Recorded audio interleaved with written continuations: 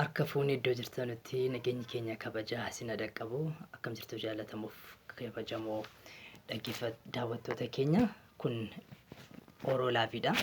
Orolaaf immoo akka beekamu dhimmoota jaalalaa akkasumas torbanitti torbe keessa sadiis ta'u viidiyoo lamas ta'u isin biraan dhaqqabsiifna. Peejiin kun immoo peejii Orolaaf kan inni jedhu.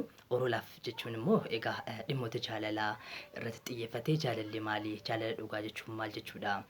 Jaalala keessatti bu'aan bu'iin jiru maali? Miidhaa jaalalaa, faayidaa jaalalaa walumaa galatti dhimmoonni jaalalaas jalatti kan inni ibsinudha. Isinis kanarraa waa hedduu hin barattu, hin hubattu jenneeti kan abdii qabnu. Hadda immoo bal'inaan kan ilaallu nama tokko jaalalli yennaa qabuun mallattoo akkamii irratti mul'achuudha danda'a. Egaa jaalalli yennaa nama qabu shamarranis ta'ee dhiira irratti mallattoon garaagaraa ni mul'ata. Keessumaa dhiira irrattis ni mul'ata, keessumaa shamarran irratti immoo bal'inaan kan inni mul'atu. Mallattoon kun akka xiinsammuu ogeeyyiin xiinsammuu garaagaraa qoratan addeessanitti maalidha kan isaan jedhanu. Egaa namaa namatti mallattoon jaalala namni qabee garaagara ta'uudhaan ni danda'adha kan isaan jedhanu. Fakkeenyaaf shamarran tokko yennaa jaalalli humnaa olii qabuun mallattoo hedduu agarsiisuu ni dandeessi. Mallattoonni jalqabaa maalinni yeroo hedduu nyaata fee jibbisiisan.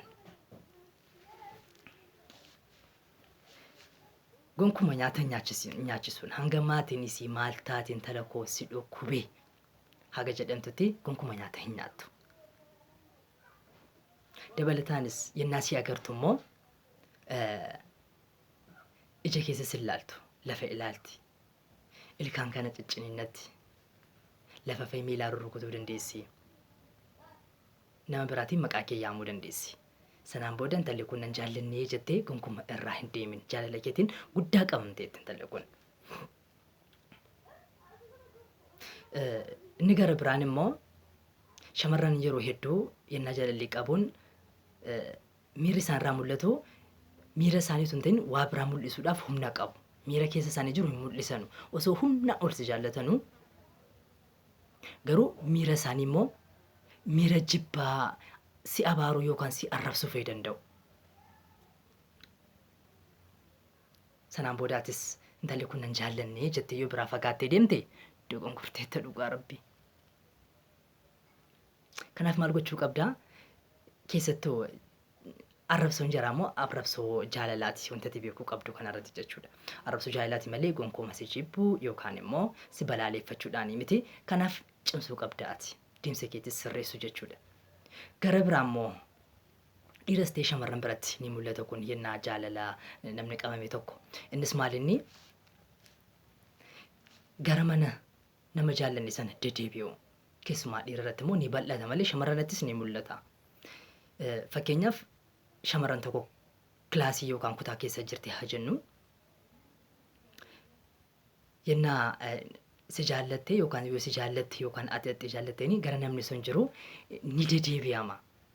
Ni si deddeebisa gara sana hin deemtaa, hin deebitaa. Dhimmootuma garaati.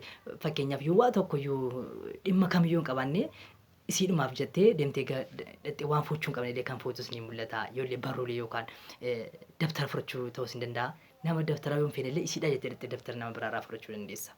Isiinis immoo akkuma kana. Hiriyoota isii bira dhimma dhufuu utuu hin qabaatiin suma laaluudhaaf dhufuu dandeessi. Kunis mallattoo jaalalaa keessaa isa tokkodha.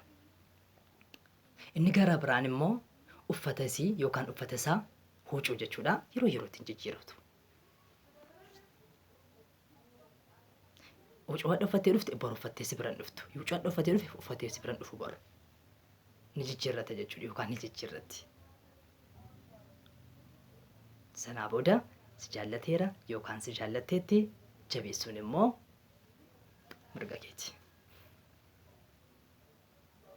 Jaalalli akka beekamu egaa dhala namaa gidduutti qofa osoo hin ta'in iddoo hundatti bineeyyii keessattis kan jirudha. Jaalalli hawaarraaf adamirraa ka'ee dhala namaa gidduus kan jirudha. Jaalalaan as keenyee, jaalalaan dhalannee, jaalalaan wal mana horannee. Jaalalli wanti jedhamee qabu hin qabu. Kanaaf utuu jaalalatti immoo hin galin Mallattoon jaalalaa ni mul'ata. Mallattoo jaalalaa kana dubbisuu dadhabuudhaan immoo namoonni garaagaraa utuu wal jaallatanu osoo waliif dheebotanuu osoo wal beela'anuu yennaa gargar ba'an ni mul'ata. Mallattoo waan armaan olii dubbanne kana hin irraanfatin. Gara biraas haa ilaallu mallattoo jaalalaa jechuudha. Mallattoo jaalalaa inni gara biraan